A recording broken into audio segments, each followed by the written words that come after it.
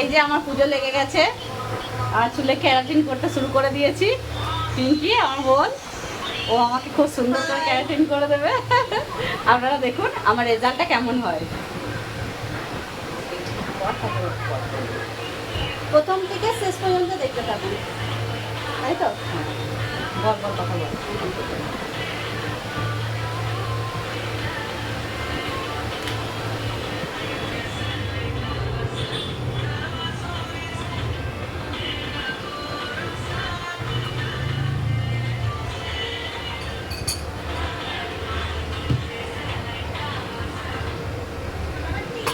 আমাদের পুজো মানেই তো স্কিন কেয়ার, হেয়ার কেয়ার,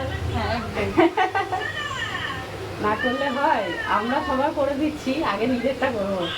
হ্যাঁ, এই তো মজা।